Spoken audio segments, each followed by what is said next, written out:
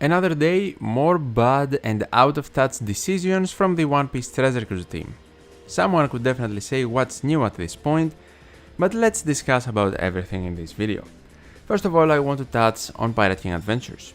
In response to the backlash from the previous Pirating Adventures season versus Arlong, where A. Bandai Namco decided to make the rewards worse from Chopperman missions, and B. drop the rates for the Hime Turtles so low that essentially not even whales could easily complete all of the missions and get the rewards in the span of 9 days, mind you, because now Pirating Adventures also needs to be limited for some reason. We have an update where in this section of the new in-game announcement, in the third paragraph, they state, additionally, for all enemies from level 150, the chance to obtain Rainbow Hime Turtle has been increased.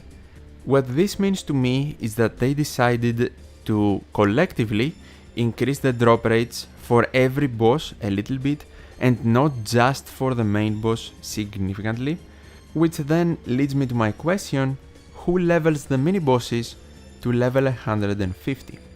I certainly don't, and also actually try to avoid the mini bosses in majority of occasions because it is extremely annoying to face a past Pirating Adventures mini boss with the different mechanics but with a new boosted list that doesn't really fit the mechanics of the previous Pirating Adventures mini boss.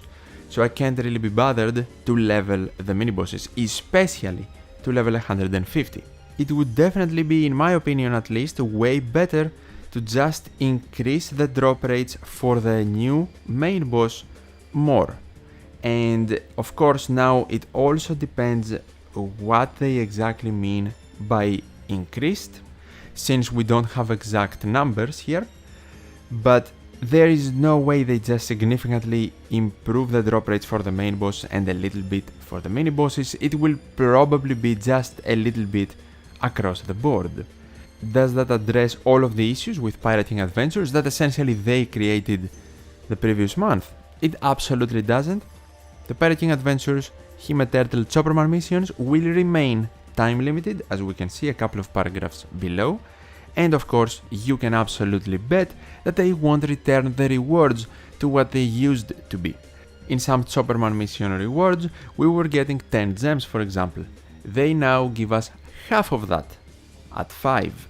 And of course that was a shadow change, no mention in an announcement we changed that because of leniency in debuffs, for example, or easier quests. No, the quests have actually been harder from the time the Memories of the Straw Hats line of legends has been releasing, and they rely way more on the new bots. But I guess let's make the rewards worse as well, because why not? But surely, after that horrible month we have, this is literally one of the worst months in One Piece Treasure Cruise history.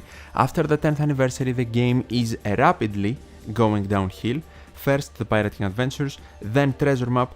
Even Kizuna was very reliant on the new legend Brook, who has a new exclusive mechanic of removing action silence. So surely Bandai will have some nice and good improvements for the game in the next One Piece Treasure Cruise team letter, or they will at the very least address some of the community concerns, right? Well, get ready for some disappointment, I guess. We are going to see some specific parts of the team letter. We are going to begin with this one. This is the start of the team letter, by the way, and I find it, like, I don't know if I can say hilarious because I'm not really laughing. I just look at this in disbelief. They really start the team letter off by saying there are some big announcements at the end, so make sure to check them out. Like, this is a clickbait YouTube video that you want to advertise something first. What is this, dude? Who writes this? And what is the big thing at the end? Let me spoil you, I'm very sorry about that, but it is the Summer Super Sugo Fest. Yeah, surprise, surprise, happens every August, so literally everyone knows it, except if you started the game like last month or something. But these team letters are supposed to be addressing the entirety of the community, not only new or super casual players. The next part of the team letter I want to discuss is this one with the new quote-unquote event category that will be added to co-op quests, because you know guys, co-op quests are working perfectly and we had no problems with them, so now we are going to make quests that were single player into co-op, and you can enjoy those for a limited amount of time. What a huge surprise. Everything in One Piece Treasure Cruise needs to be for a limited time.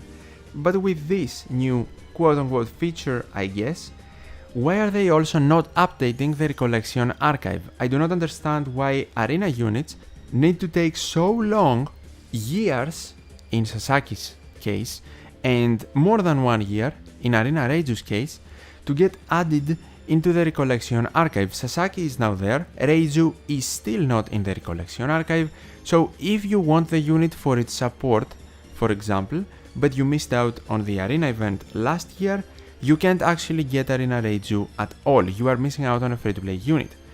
And instead of just making the older single-player quests co-op, which cool, you can do, why not also add older Bleach battles, for example, or older limited events into the recollection archive, and screw it, make them available for a limited time as well. But for the love of God, just make some additions to the recollection archive so newer players can farm older free-to-play units that were available to limited events. If that can happen through the co-op quest here, the event tab, I guess that would also be acceptable, but to be fair, it seems like a lot of players do not like the co-op quests, so they would definitely prefer playing older limited events single, just like they were when they initially released. Something else they mention later on, and I really cannot believe this will be a thing, is, yes, you're reading this right, Super Treasure Map. Are we actually joking? Super Treasure Map? That's the thing Bandai thinks is missing from One Piece Treasure Cruise right now. Super Treasure Map, also probably tied to a Super Sugofest, meaning we are going to get tougher mechanics and even more annoying treasure map. So the normal one is annoying with a very limited nowadays boosted list.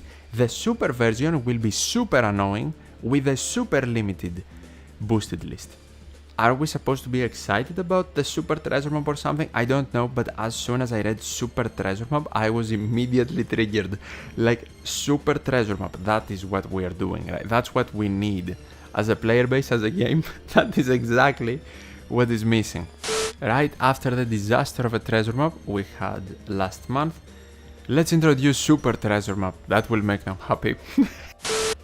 But hey, you never know, the execution might be very good, and we might actually have a very good boost. Okay, in all seriousness, we don't know how this will exactly play out, right? But I have zero, actually no, not even zero, I have negative faith in Bandai making Super Treasure Map an enjoyable experience. We literally have seen them, after the 10th anniversary, make every single game mode in the game worse. Like the co-op quests were introduced bad, so you can't really make them worse, right? Pirate Rumble I don't really play, I don't really think they made any changes. Super Pirate Rumble is a complete waste of time. Kizuna was worse, Treasure Map was worse, Pirating Adventures was worse. But Super Treasure Map, oh, that will be great. Source, trust me bro. And we will also see some nice introductions or changes with the new version, like the revamp of the Choverman missions, the auto-edit feature in Pirate Rumble, and then the challenge requests. These are all little things, and yeah, the little things do of course matter, but at the same time, at the current state of the game, where every single big game mode is getting worse every single month, and the game is rapidly going downhill after the 10th anniversary, alongside these new little things, we also need some significant improvements. And they need to happen fast, because a lot of players have either already quit the game or are strongly considering of doing so.